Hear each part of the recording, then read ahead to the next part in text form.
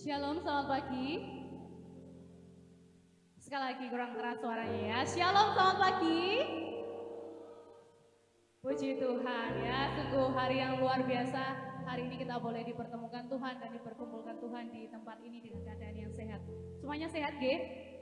Puji Tuhan, luar biasa. Semua karena kebaikan Tuhan dalam hidup kita. Iya, Bapak Ibu, kalau kita boleh ingat kembali ya, 6 bulan yang lalu, tepatnya 1 Januari atau bulan Januari kita memulai untuk pembukaan PPDB tahun 2023-2024. Itu menjadi, bagi saya secara khususnya ya, menjadi beban tersendiri. Bagaimana dengan Bapak Ibu semuanya? Apakah juga sama dengan saya? Oh sama ya. Tapi puji Tuhan kalau sampai sekarang ternyata kita masih bisa melewati semuanya itu dengan baik, dengan luar biasa. Pastinya itu semua karena penyertaan Tuhan atas sekolah kita. Amin. Dan saya ucapkan juga selamat datang sebelumnya kepada Bapak Pendeta Yusuf Triwidodo yang sudah menyempatkan hadir di pagi hari ini untuk datang bersama-sama dengan kami. Begitu juga dengan Bapak Ibu dari kepala sekolah masing-masing unit KB, TK, SD, SMP, dan juga SMA. Selamat datang. Demikian juga kepada Pak Yudiandoko selaku General Manager YBK Petra Kediri. Selamat datang Pak. Dan juga Bapak Ibu semuanya yang hadir pada pagi hari ini. Selamat datang dan selamat pagi. Kita akan masuk di dalam ibadah ucapan syukur penutupan PPDB. Awal tahun pelajaran 2023-2024 sekaligus juga ibadah syukur HUT YPK Petra Kediri yang ke-74. Mari kita akan bersama-sama masuk dalam ibadah, kita akan mengangkat pujian. Yesus kau sungguh baik.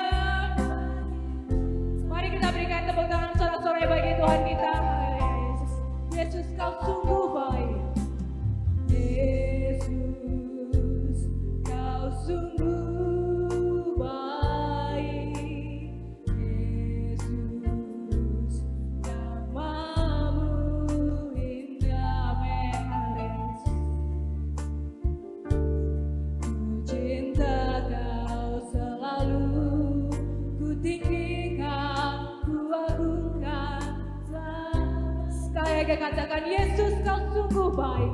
Yesus kau sungguh baik. Yesus namamu indah. Yesus ku cinta kau selalu. Ku tinggikan, ku agungkan. Memujimu Tuhan.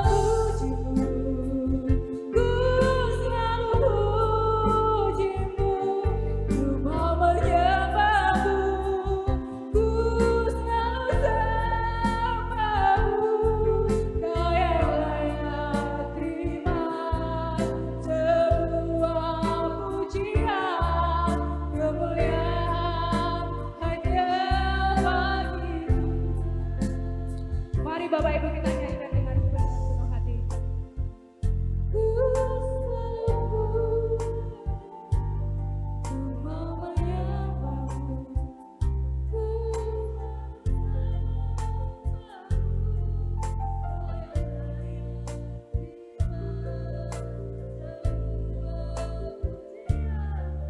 Kemuliaan hanya bagi ku nyanyi hosana Tuhan, ku nyanyi hosana bagi Rajaku yang duduk di tata. Aku muliakan dan Tuhan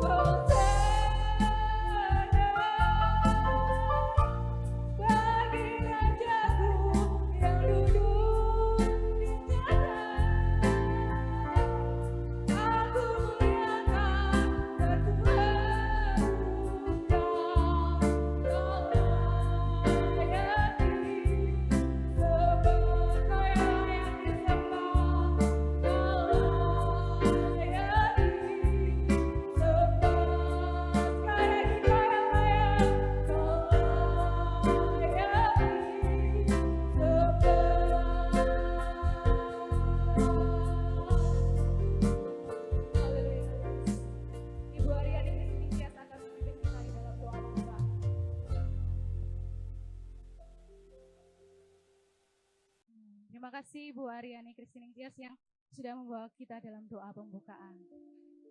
Baik Bapak Ibu, saya undang semuanya untuk bangkit berdiri. Iya. Sebuah pertemuan mendatangkan kebahagiaan dan sukacita. Benar ya Bapak? Iya. Mari saya undang Bapak Ibu semuanya untuk saling berjabat tangan dengan senyum yang ceria, senyum yang tulus. Bisa muter sampai ke belakang ya Bapak Ibu. Semuanya rata kena ya. Iya. Semuanya rata kena. Biar berkatnya juga rata semuanya ya Bapak Ibu. Puji Tuhan. Baik, silakan duduk kembali kalau sudah. Mohon maaf, tetap berdiri kita akan. Iya, tetap berdiri Pak. Karena dikatakan di lagu ya, kesana telah diperintahkan Tuhan bahwa berkat-berkatnya akan dicurahkan. Mari kita juga akan percayai dan imani bahwa di YPK Petra juga akan dicurahkan segala berkat-berkat Tuhan. Amin. Amin. Mari bersama-sama kita akan pujikan. Oh betapa indahnya. Boleh sambil tepuk tangan Bapak Ibu ya.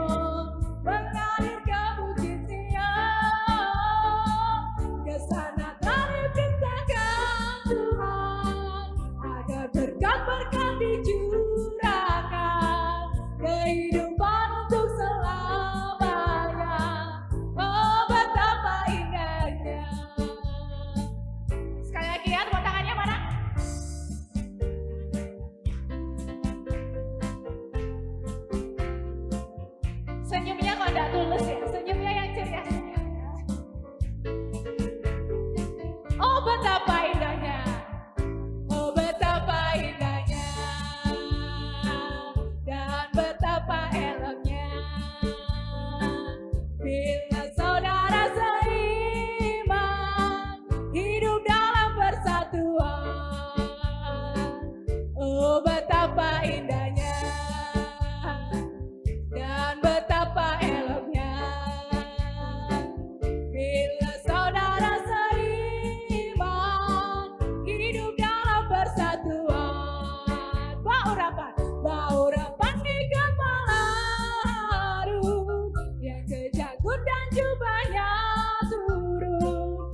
seperti embun yang dari Hermon mengalir ke bukit Sion. Kepetralah diperintahkan Tuhan agar berkat-berkat dicurahkan kehidupan untuk selamanya. Oh betapa indahnya bau urapan di kepala Harun, bau urapan di kepala Harun, yang kejanggut dan jubahnya turun seperti embun yang dari Hermon mengalir ke bukit. Kepetralah diperintahkan Tuhan agar berkat-berkat dicurahkan kehidupan untuk selamanya. Oh betapa indahnya. Kepetralah diperintahkan Tuhan agar berkat-berkat dicurahkan kehidupan untuk selamanya. Oh betapa indahnya, oh betapa indahnya, oh betapa indahnya. Sekali lagi yang keras, oh betapa. Boleh berikan tepuk tangan buat Tuhan kita yang hebat. Haleluya. Silakan duduk kembali Bapak Ibu. Ya, sebentar kita akan mendengarkan kebenaran firman Tuhan ya. Firman yang akan menguatkan, menegur, bahkan memperbaiki kehidupan kita. Yang akan disampaikan oleh hambanya, Bapak Pendeta Yusuf Triwidodo dari Gereja Baptis Indonesia Efrata. Baik, sebelum kita akan mendengarkan firman Tuhan, kita akan bersama-sama pujikan waktu yang tepat.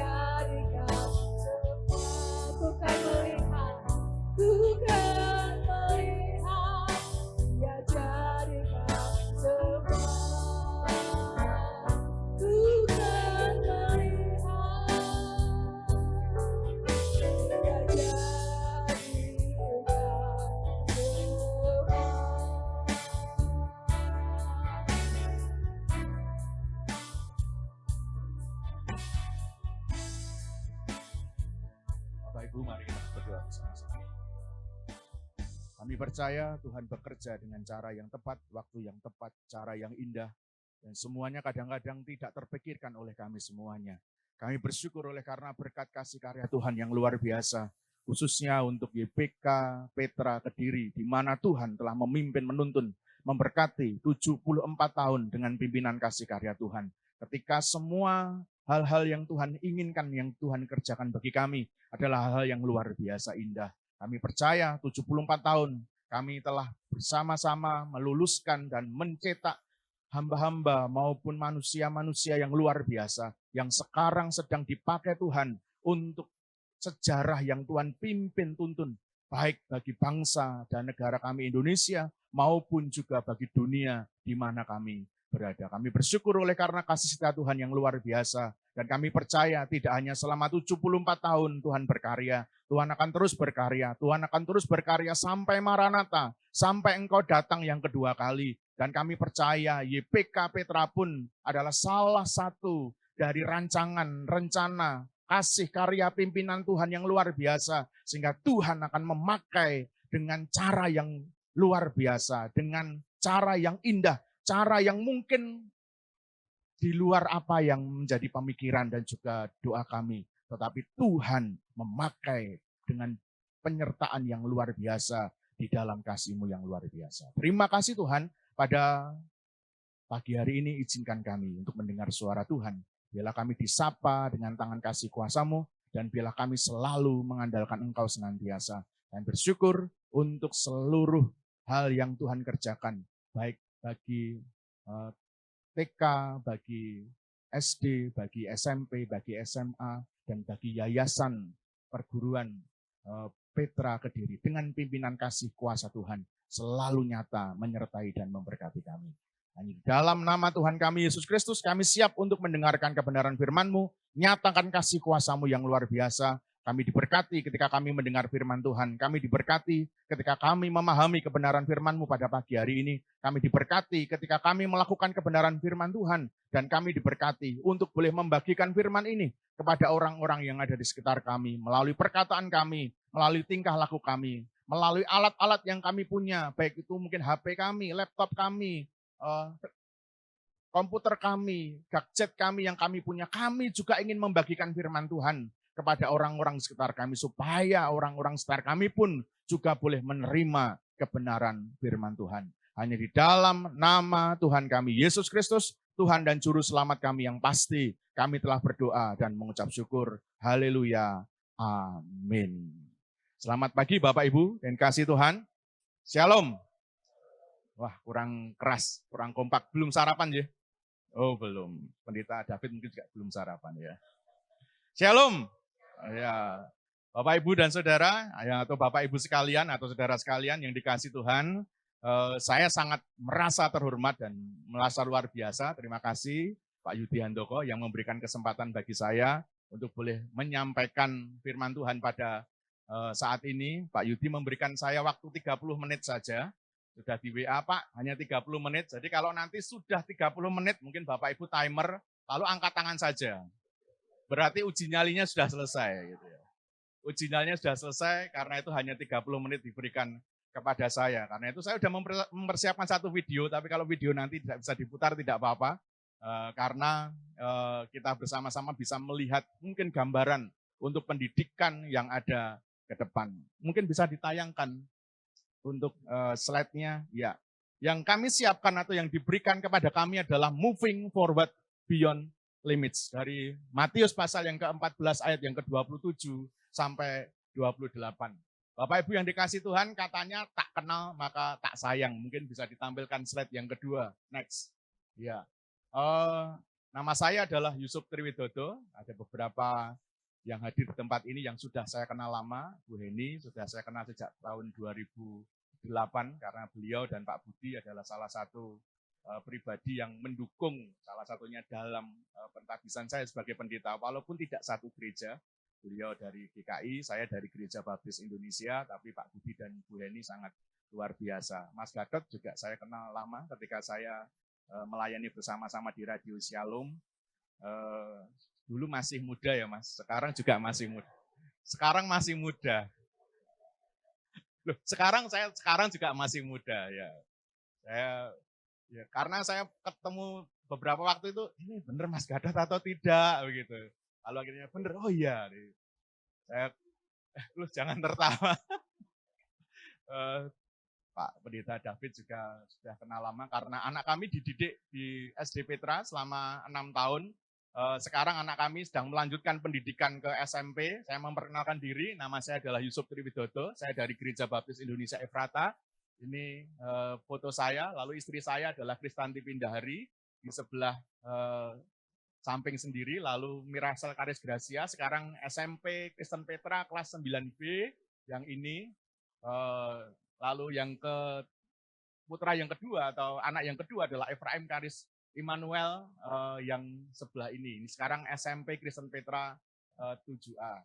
Kenapa kami memasukkan Petra? Karena kami percaya bahwa Petra adalah mempunyai kualitas yang luar biasa. Dan kami ingin anak-anak kami ingin putra-putri kami dididik dengan didikan yang luar biasa. Dan apalagi dalam dasar dari pendidikan Petra adalah dasar takut akan Tuhan. Karena P yang pertama adalah put God first. Jadi menempatkan Tuhan adalah urutan yang pertama. Ya, kalau saya berpanjang-panjang nanti 30 menitnya selesai. Next, silahkan. Ya, berbicara tentang melampaui batas atau beyond atau batas, maka beyond limit berarti hal ini bukan pekerjaan manusia karena manusia itu penuh dengan keterbatasan. Ketika saya membaca tema yang diberikan dan ini adalah tema yang luar biasa, 74 tahun tentu bukan waktu yang pendek, 74 tahun adalah waktu yang panjang. Tetapi tidak hanya cukup atau tidak hanya kita menikmati 74 tahun, tetapi kita ingin terus melampaui batas yang luar biasa. Saya percaya tantangan ke depan tidak tambah mudah, tapi tantangan ke depan tambah luar biasa. Karena itu kita perlu tahu batasan-batasan apa, khususnya di dalam bidang pendidikan. Next, silahkan. Karena manusia itu penuh dengan keterbatasan. Pengetahuannya terbatas, kekuatannya terbatas, kepandaiannya terbatas, keberaniannya terbatas, semua serba terbatas. Karena itu firman Tuhan di dalam 2 Korintus 4 ayat yang ke-7, Rasul Paulus mengatakan seperti ini. Mari kita membaca bersama-sama. 1, 2, 3. Tetapi harta ini kami punyai dalam bejana tanah liat, supaya nyata bahwa kekuatan yang melimpah-limpah itu berasal dari Allah, bukan. Ya, jadi kalau kita sudah sekarang sampai ke 74 tahun, maka Rasul Paulus memberikan kita penubuhan, memberikan kita sesuatu hal. 74 tahun yang kita jalani itu adalah dijalani dengan bejana tanah liat.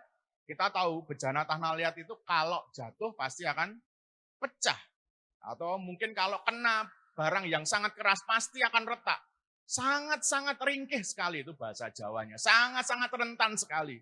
Karena itu Paulus mengatakan kalau bisa sampai 74 tahun. Bahkan kalau bisa melalui 75, 76, sampai 100, bahkan sampai Maranatha Tuhan Yesus datang yang kedua kali. Maka Paulus mengatakan itu adalah bukan dari diri kami. Karena kekuatan yang melimpah-limpah itu berasal dari siapa? Dari Allah. Saya percaya ada amin di sini. Amin. Next, silahkan. Lalu sekarang bagaimana dapat melangkah ke depan atau moving forward beyond limits kalau kita ini terbatas. Kalau kita ini terbatas, Bapak Ibu sekalian, kita ini terbatas. Usia juga terbatas, segala sesuatu juga terbatas. Tapi untuk pendidikan itu akan terus sekarang. Dulu ketika pendidikan zaman saya berbeda dengan pendidikan sekarang. Saya pernah ngobrol-ngobrol dengan Pak Yudi tentang masalah dulu anak dulu itu seperti ini, sekarang anak sekarang seperti ini. Anak dulu itu kalau lewat ke depannya orang tua itu selalu ulon wun, ya gitu, nyuwun sewu atau permisi, derek langkung dan semuanya. Tapi anak sekarang langsung bagaimana? Jak gitu. Apalagi Pak Kepala Sekolah itu kadang-kadang sudah enggak dia, ini kepala sekolah ya kok jak. Kenapa? Karena sekarang peradabannya berbeda, adat istiadatnya berbeda, sopan santunnya berbeda, nilai-nilainya berbeda. Dan inilah yang terjadi dalam pendidikan anak kita sekarang. Kita ada dalam dunia yang penuh keterbatasan, tetapi kita dituntut untuk menjadi tidak terbatas. Di dalam cerita Alkitab atau peristiwa Alkitab ada salah satu cerita yang menceritakan tentang Petrus. Next, silahkan. Mari kita belajar tentang Petrus dari Matius 14 ayat 27 sampai 28 kita membaca bersama-sama. 1, 2, 3. Tetapi segera Yesus berkata kepada mereka, tenanglah, aku ini, jangan takut. Pada waktu itu Yesus berjalan di atas air. Bapak Ibu yang dikasih Tuhan, kalau Bapak Ibu Saudara suka membaca Alkitab dan membanding-bandingkan Alkitab, dari keempat Injil, Matius, Markus, Lukas, Yohanes, yang menulis tentang Yesus berjalan di atas air, itu hanya 3.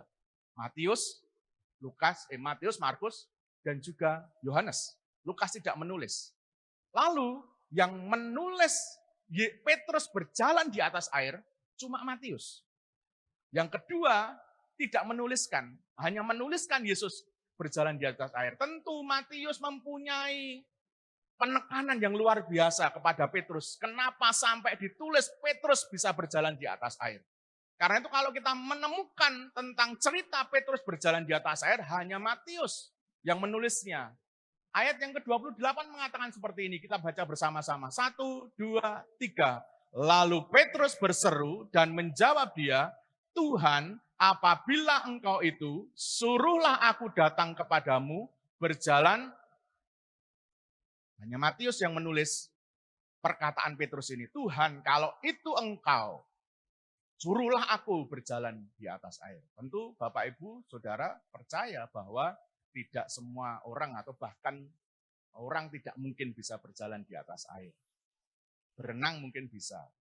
Atau seperti saya itu kalau berenang hanya 2 gaya, yang satu gaya dada, gitu. Yang kedua gaya batu, plung langsung. Pak Pendeta David. 2 ini gayanya ini kalau berenang, tapi Petrus pada waktu itu ingin sesuatu hal yang lebih. Karena apa? Saya percaya Petrus bisa berenang, karena dia adalah nelayan.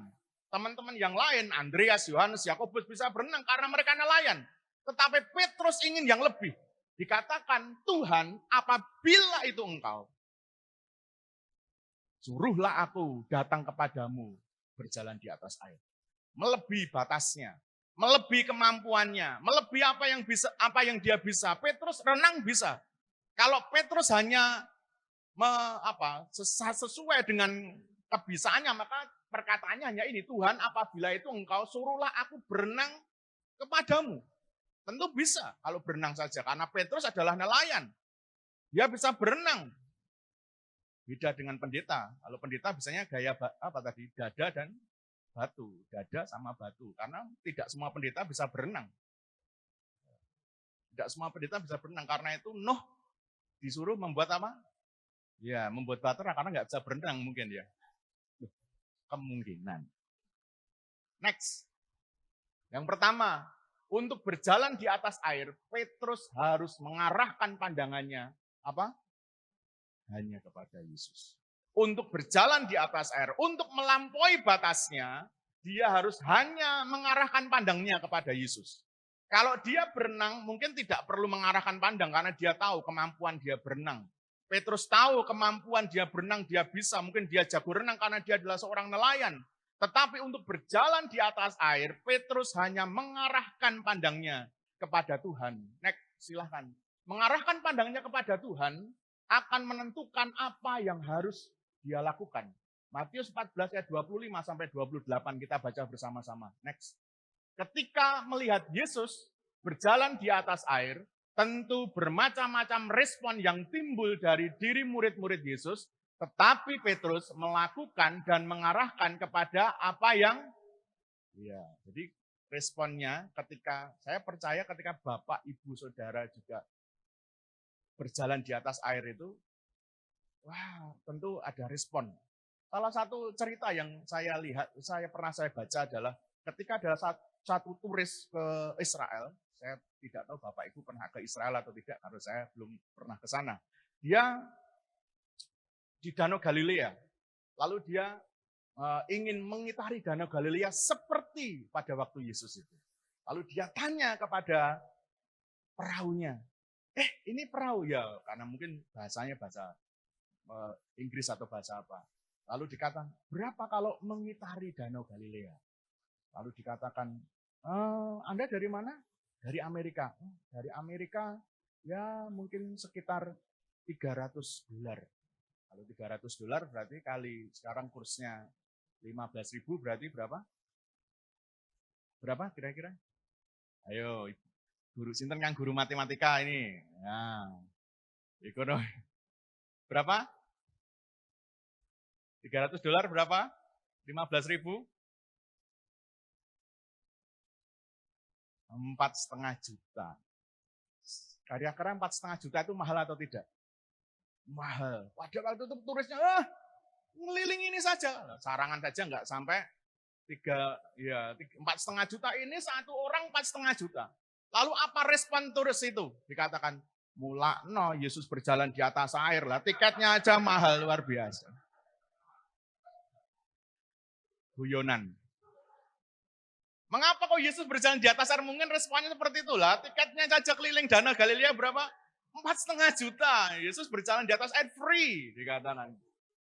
Dikatakan Petrus punya respon yang luar biasa ketika melihat Yesus berjalan di atas air. Apa responnya? Kita baca bersama-sama. Ayat Matius 14 ayat 25. 1, 2, 3.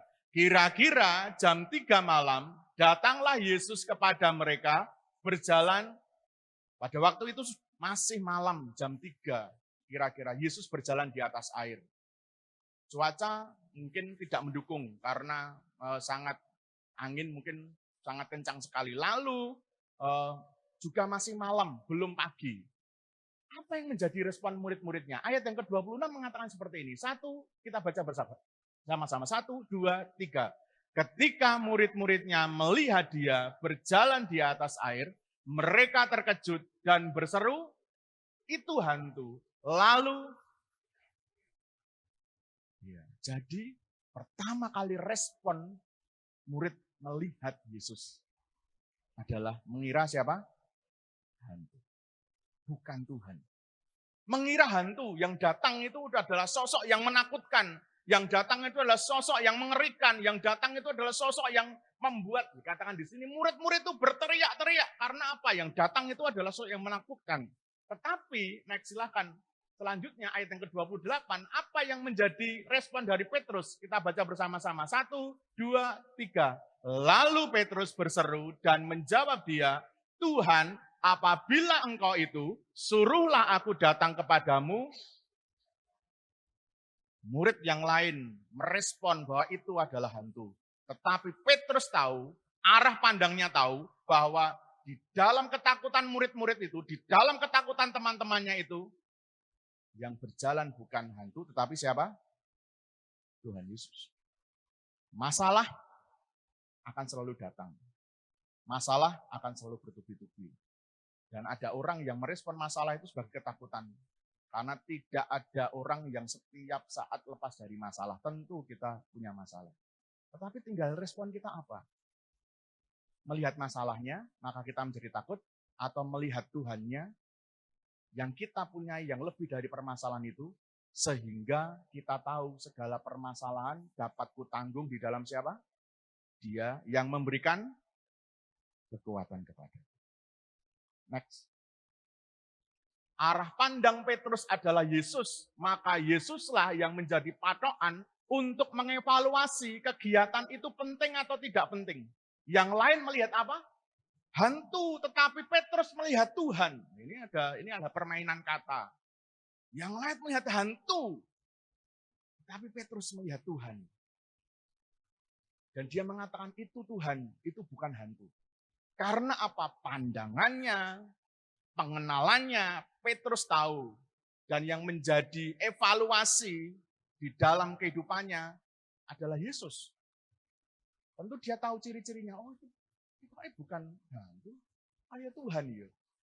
Yesus ya, lalu dikatakan, Tuhan kalau itu engkau, biarlah aku berjalan di atas air. Tantangan, masalah bisa membuat kita ketakutan, bahkan berteriak-teriak. Tetapi ketika kita mengarahkan diri kita kepada Tuhan, maka kita melihat Tuhan dalam setiap tantangan dan permasalahan. Amin. Next. Arah pandang Petrus kepada Yesus membuat Petrus mengambil keputusan untuk memaksimalkan potensinya. Tidak hanya diam saja, tetapi melangkah melampaui batas. Jadi ketika tahu itu, Tuhan, dia tidak diam saja, dia berkata, Tuhan, aku ingin berjalan di atas air. Kalau hanya berenang, maka itu sudah batasannya Petrus. Tetapi dia ingin Tuhan akan mengalami engkau lebih, mengalami engkau lebih, mengalami engkau lebih. Tahun yang lalu, 2022, tanggal 22 bulan 2, saya mengalami kecelakaan bersama anak saya yang kedua.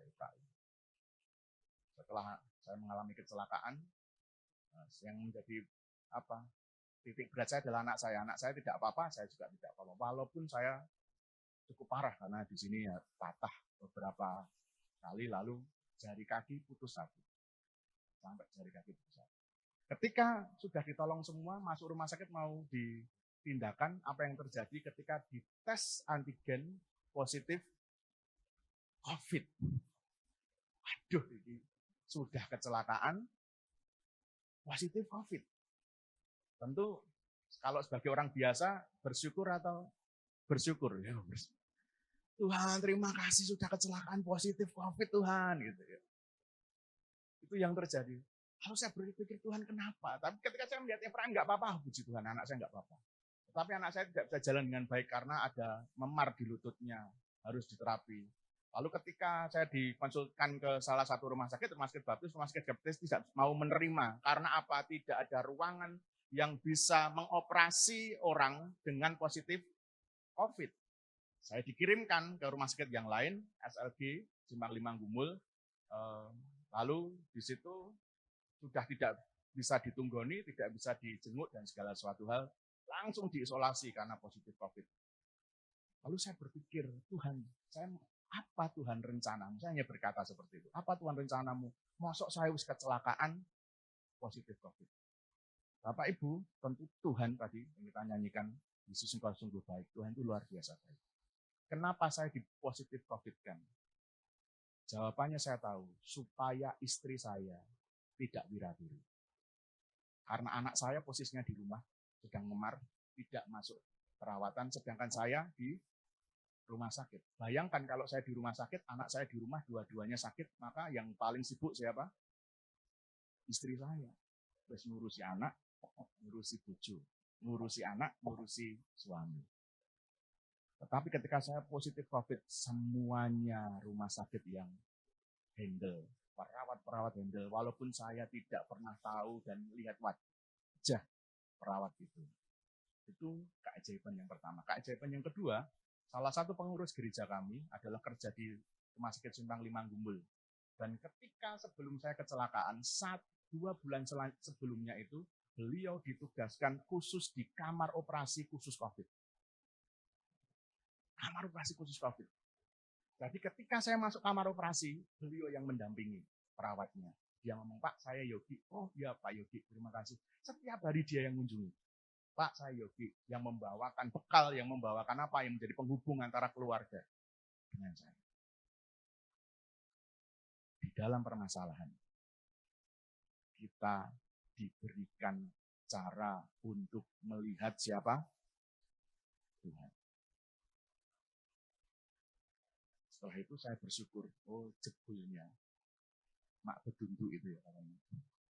Saya diberi COVID supaya istri saya tidak wira-wiri. Saya pulang, kondisi COVID-nya sudah sembuh, kondisi operasi saya juga sudah sehat. Istri saya menerima dengan, ya, kalau serah terima ini, namanya Rumah Sakit Simpang 5 Gumul berkata, saya serahkan kepada gitu ya. Ibu Kristanti Pindahari, kondisi Bapak sudah sehat COVID dan sudah dioperasi. Itu karena siapa?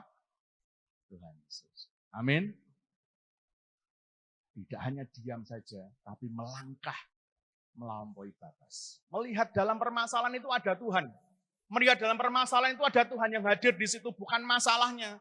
Kalau saya berpikir, wah sudah kecelakaan kena COVID, wah tentu ini menjadi tidak sukacita tapi dukacita. Tetapi ketika saya melihat ada Tuhan di situ, maka Tuhan mengatakan hal yang luar biasa. Next. Apakah sudah 30 menit? Oh, belum. Ini ada yang ngitung, mboten nanti saya sudah 45 menit. Padahal ini tadi kontraknya hanya 30 menit ini, berarti over kontrak nanti saya. Mengarahkan pandangan hanya kepada Tuhan itu membawa kekuatan. 2 Tawarikh 27 ayat 6, kita baca bersama-sama apa yang dirasakan oleh Raja Yotam. 1, 2, 3. Yotam menjadi kuat karena ia mengarahkan hidupnya. Kalau Bapak Ibu merasa lemah, maka arahkan hidup kita kepada Tuhan. Ketika kita merasa lemah, mari kita mengarahkan hidup kita kepada Tuhan. Karena Yotam menjadi kuat ketika dia mengarahkan hidupnya kepada Tuhan, mengarahkan pandangnya kepada Tuhan. Dan saya percaya, next silahkan. Ketika Petrus melihat Yesus dan dia berkata, Tuhan, biarlah aku berjalan di atas air, maka arah pandang Petrus itu hanya kepada Tuhan. Dan Petrus juga menjadi kuat dan yakin untuk berjalan di atas air karena Petrus mengarahkan pandangannya hanya kepada Tuhan. Yang ketiga, next silahkan. Mengarahkan pandang kepada Tuhan akan membawa kepada langkah-langkah sederhana. Jadi Bapak Ibu, langkah ketika kita mengarahkan kepada Tuhan itu sebetulnya hal-hal itu tidak perlu kita lakukan hal yang berlebihan. Kenapa? Karena Roma mengatakan seperti ini. Kita baca bersama-sama. 1, 2, 3. Hendaklah kamu sehati sepikir dalam hidupmu bersama. Janganlah kamu memikirkan perkara-perkara yang tinggi, tetapi arahkanlah dirimu kepada perkara-perkara yang sederhana. Janganlah menganggap dirimu pandai. Dikatakan di dalam Roma, ketika kita mengarahkan diri kepada Tuhan, maka yang perlu kita lakukan adalah mengarahkan kepada perkara yang sederhana. Ketika melihat tantangan zaman, wah ini bisa atau tidak, berarti kita mungkin perlu memikirkan yang great-great, yang besar-besar, yang luar biasa. Tetapi tidak semuanya itu diawali dengan yang sederhana. Next, silahkan. Kata Yesus kepadanya, katakan kita baca bersama-sama. 1, 2, 3. Kata Yesus, datanglah, maka Petrus turun dari perahu dan berjalan di atas air mendapatkan Yesus. Ketika Yesus berkata, datanglah. Yang dilakukan Petrus pertama kali adalah turun dari perahu. Dia tidak usah meloncat, dia tidak usah koprol, dia tidak usah bungee jumping atau tidak usah renang indah dan yang lain-lain. Yang perlu dilakukan adalah simple. Turun. Next. Melangkah ke depan melampaui batas harus dimulai dengan langkah sederhana. Dikatakan apa? Turun dari perahu. Action speak louder than word. Dikatakan aksi itu, aksi yang kecil itu lebih bermakna daripada kata-kata yang besar. Aksi yang kecil itu lebih bermakna daripada khotbah yang menggebu-gebu. Aksi yang kecil itu lebih bermakna daripada visi yang besar luar biasa, tetapi tidak ada isi sama sekali. Tantangan kita ke depan, yang kita lakukan adalah hal yang sederhana yang sekarang kita ada.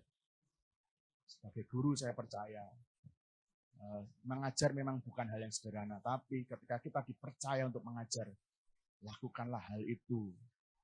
Untuk mengarahkan diri kita kepada siapa? Tuhan. Sebagai apapun sekarang, mari kita arahkan hal yang sederhana, arahkan hal sederhana. Perkara yang kecil akan diberikan kepada kita, perkara-perkara yang besar setelah itu. Tidak akan mungkin ada melampaui batas tanpa kita melakukan perkara-perkara yang sederhana. Next. Yang kedua, yang terakhir. Nah, ini sudah 30 menit, berarti yang terakhir. Kurang berapa menit, Pak? 5 menit atau berapa? Ini saya kebut ini, yang terakhir. Yang kedua, kita baca bersama-sama. Mengapa Petrus bisa berjalan di atas air? 1, 2, 3. Untuk berjalan di atas air, Petrus hanya, yang kedua, hanya mendengarkan kehendak Tuhan. Yang pertama, hanya mengarahkan kepada pandangan kepada Tuhan. Hanya mendengarkan kehendak Tuhan. Matius 14, 27-29 kita baca bersama-sama. 1, 2, 3. Tetapi segera Yesus berkata kepada mereka, tenanglah, aku ini, jangan takut. Ayat yang ke-28. Lalu Petrus berseru dan menjawab dia, Tuhan, apabila engkau itu, suruhlah aku datang kepadamu, berjalan di atas air. Ayat yang ke-29, kata Yesus, datanglah. Maka Petrus turun dari perahu dan berjalan di atas air mendapatkan Yesus. Pertanyaannya adalah, kenapa kok hanya Petrus? Padahal di situ ada berapa murid? Ya, minimal 12 murid. Di situ ngelumpuk semua. Yesus ada di situ. Yesus tinggal di daratan. Karena pada waktu sebelum itu ada hal yang dilakukan oleh Yesus. Dikatakan, kamu dahulu saja, aku tinggal di sini untuk berdoa. Setelah itu baru Yesus nyusul berjalan di atas air. Bukan karena tadi ya, tiketnya berapa tadi? Ya, 4,5 juta, karena itu larang Yesus berjalan di atas air. Enggak, karena Yesus ini berdoa dulu. Muridnya suruh pergi dulu. Setelah itu Yesus jam 3 berjalan di atas air. Next. Kira-kira mudah atau tidak untuk mendengarkan kehendak Tuhan? Saya berpikir pada waktu itu, di situ ada 12 murid, tetapi kenapa hanya Petrus yang berjalan di atas air? Di situ ada 12 murid yang selama 3 tahun, 4 bulan bersama-sama dengan Yesus. Selama 3 tahun dimuridkan Yesus, selama 3 tahun tinggal dengan Yesus, selama 3 tahun melihat mujizatnya Yesus, selama 3 tahun melihat segala suatu hal. Dari air menjadi anggur, dari menghidupkan orang mati, baik pemuda di Nain dan yang lain-lain, menghidupkan Lazarus, baik menyembuhkan yang buta, menyembuhkan yang lumpuh, menyembuhkan banyak orang. Tetapi kenapa hanya Petrus yang mendengarkan suara Tuhan? Di mana 11 muridnya? Bapak, Ibu, Saudara yang dikasih Tuhan, next silahkan. Surat Roma ayat 12, 1-2 menuliskan bahwa kehendak Tuhan itu hanya dapat dipahami melalui kekudusan. Ini mendengarkan suara Tuhan itu tidak mudah sebetulnya. Tidak setiap orang yang ke gereja bisa tahu firman Tuhan. Tidak setiap orang yang datang ke gereja memuji bahkan sampai menangis tidak mengerti makna dari firman Tuhan itu ketika kita tidak menerima firman itu dengan kekudusan.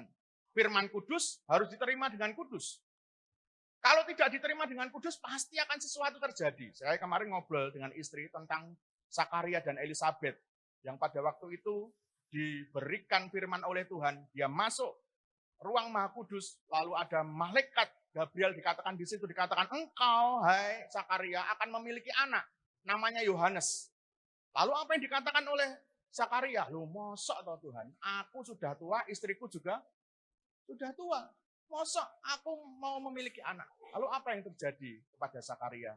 Ketika Zakaria tidak percaya, maka dia menjadi musuh. Sampai akhirnya Yohanes lahir. Dan ketika Yohanes lahir, ada orang yang berkata, terus saya memberi anak ini siapa? Zakaria langsung ngomong, Yohanes. Sesuatu yang kudus harus diterima dengan kekudusan. Kalau tidak, kita akan tidak mengerti. Karena itu Roma mengatakan seperti ini, kita baca bersama-sama. 1, 2, 3. Karena itu saudara-saudara, demi kemurahan Allah, aku menasihatkan kamu supaya kamu mempersembahkan tubuhmu sebagai persembahan yang hidup, yang kudus, dan yang berkenan kepada Allah. Itu adalah, Roma mengatakan, persembahkanlah tubuhmu sebagai persembahan yang kudus, yang hidup, yang berkenan kepada Allah. Kenapa? Ayat yang kedua memberikan jawabannya. Kita baca bersama-sama. 1, 2, 3. Janganlah kamu menjadi serupa dengan dunia ini, tetapi berubahlah oleh pembaruan budimu, sehingga kamu dapat membedakan manakah kehendak Allah, apa yang baik, yang berkenan kepada Allah, dan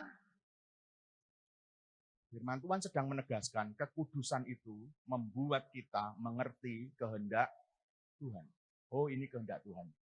Mana yang baik dan mana yang sempurna.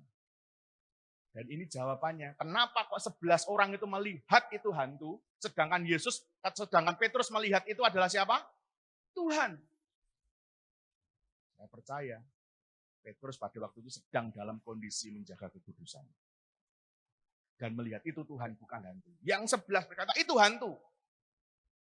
Kekudusan membuat kita bisa mendengar ini suara Tuhan atau bukan. Ini cara Tuhan atau cara hantu. Saya tidak tahu apakah di dalam dunia pendidikan itu ada cara Tuhan, ada cara hantunya. Tapi kalau melihat PPDB dari teman-teman yang SMP, yang SMA, itu kok ada cara, ya, silumannya gitu ya. Saya nggak tahu siluman itu kalau rejo atau ya apa, saya nggak tahu. Petra adalah lembaga milik siapa? Tuhan. harus pakai cara-cara Tuhan. Petra adalah lembaga milik Yesus, maka pakai cara-caranya Yesus, mendengar suaranya Yesus, mendengar kehendak Yesus. Dan tidak mungkin kita akan mendengar kehendak Yesus kalau kita tidak hidup di dalam kekudusan. Next, silakan. Untuk selalu mengetahui kehendak Tuhan, Roma 12 ayat yang kedua, orang percaya harus mempersembahkan tubuhnya sebagai persembahan yang hidup, yang kudus, dan yang berkenan kepada siapa? Kepada Allah. Next. Dengan arti lain bahwa orang percaya harus hidup kudus dan berkenan untuk mengetahui dan melakukan kehendak Tuhan. Next. Tokoh-tokoh Alkitab yang dalam hidupnya melampaui batas. Daniel, Sadrah, Mesak, Abednego, siapa lagi? Ayub, Daud. Daud itu sebelum musuh Goliat. Kalau kita membaca 1 Samuel pasal yang ke-16, dia terlebih dahulu dikuasai oleh Roh Tuhan sebelum dia melawan Goliat.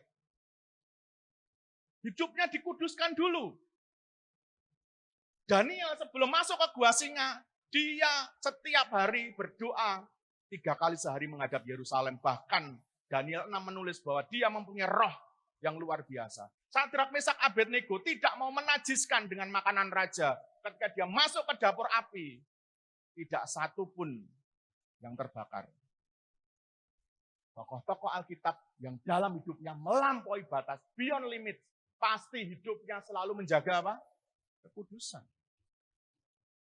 Next. Selama kita hidup dalam ketidakkudusan, jangan harapkan kita mengetahui kehendak Tuhan dan melampaui batas. Dan saya sekarang sedang berhadapan dengan hamba-hamba Tuhan di bidang pendidikan. Saya percaya Bapak Ibu guru, para pengurus yayasan, termasuk juga Pak General Manager, pasti juga ingin selalu hidup kudus di hadapan siapa? Amin. Supaya kita mendengar kehendak Tuhan. Supaya Tuhan memakai kita untuk melampaui batas dalam segala kehidupan kita. Apalagi guru itu digugu dan ditiru. Kalau gurunya kudus, maka akan turun kepada anak-anak didiknya menjadi apa? Kudus. Amin. Next. Kesimpulannya, saya percaya Bapak Ibu juga ingin melangkah ke depan, melampaui batas bersama-sama dengan siapa? Dengan YPK Petra. Kita semua ingin melangkah ke depan, melampaui batas. Kalau kita ingin melampaui batas, jangan tinggalkan Tuhan. Arahkan dirinya kepada Tuhan. Yang kita lakukan, 2, kita baca bersama-sama, 1, 2, 3. Mari arahkan pandangan hanya pada Tuhan Yesus. Yang kedua, dengarkanlah kehendak Tuhan Yesus dengan selalu menjaga hidup dalam kekudusan. Apakah sudah 30 menit? Sudah, ya sudah. Kalau sudah, videonya nggak usah tayang saja, sudah 30 menit. Kalau masih ada waktu sedikit lagi, saya akan menayangkan video, mungkin jadi gambaran kita ke depan tentang dunia pendidikan, walaupun ini sebagai gambaran. Silakan. Judulnya adalah Technology of Glass.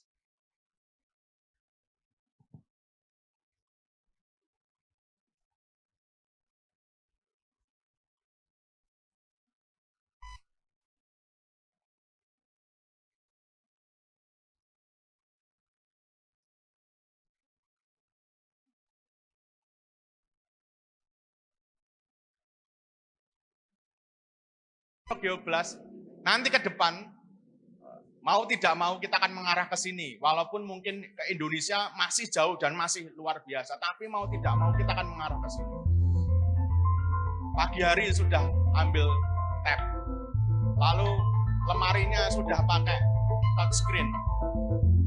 Sepatunya dipilih dengan macam-macam. Sekarang sudah ada yang namanya teknologi kecerdasan buatan, AI, yang bisa membuat segala suatu hal. Mobilnya sudah connect dengan tablet, sudah connect, dan sekarang mungkin Bapak Ibu sudah mempunyai mobil yang seperti ini.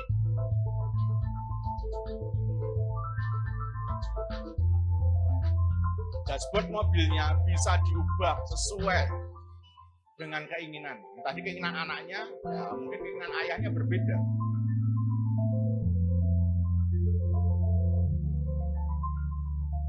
Kuncinya nggak perlu lagi kunci yang seperti saya bawa, kuncinya langsung dengan smartphone. Kacanya sudah bisa dihitamkan dengan hanya touchscreen. Di sekolah, ini yang menjadi wawasan kita, ya mungkin ini masih lama, tapi ini akan jadi wawasan kita. Teknologinya sudah pakai solar cell, menjadi teknologi yang ramah lingkungan. Papan pengumumannya sudah tidak perlu ada papan pengumuman tempel, sudah ada touchscreen-nya. Di kelas sudah tidak membawa buku, pakai tablet. Saya mendapatkan keluhan dari anak saya, kalau hari Senin itu dia harus bawa 2 tas. Ada LKS, ada buku mandiri, ada buku apa. Dikata, wah ini lama-lama saya pulang fitness ini Pak. Ya nggak apa-apa. Pengajarannya sudah pakai touchscreen semuanya. Ya, mungkin tadi Pak GM berkata, Pak ini masih jauh ya, tapi ini gambaran kita ke depan untuk pendidikan.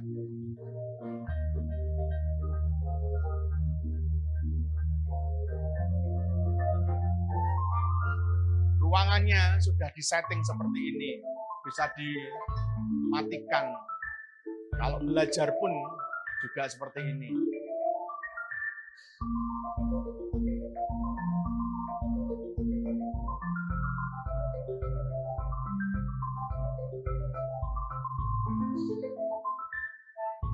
Memang teknologi ini adalah teknologi yang mahal.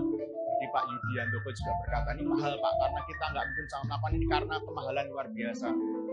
Tapi mungkin kita tidak, tapi anak kita.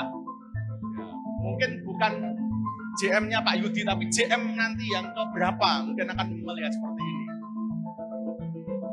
Dokter diagnosanya sudah terhubung antara Guangzhou dengan Amerika, sudah terhubung.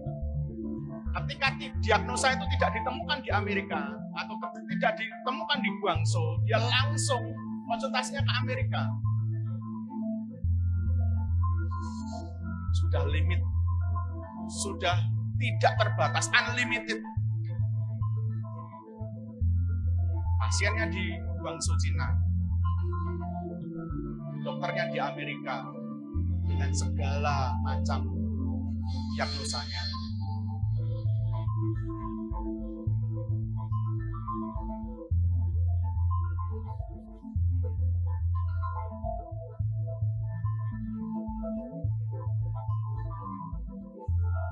CT scan sudah nggak perlu lagi, sudah langsung. Nah, ini saya nggak tahu tak siapa yang digitukan ya.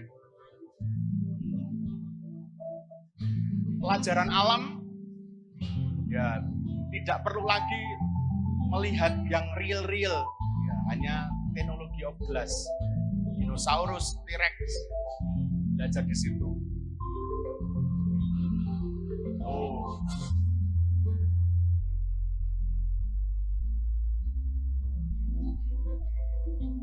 Ini jejak apa? Hanya di-scan saja. Sudah tahu ini jejak apa? Jejak rusa. Tinggal ditempelkan.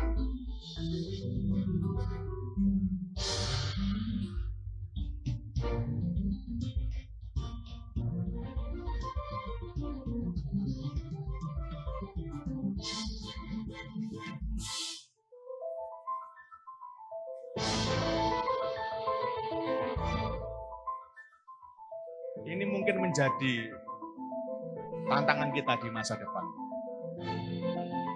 Khususnya untuk Yayasan Perguruan Kristen Petra.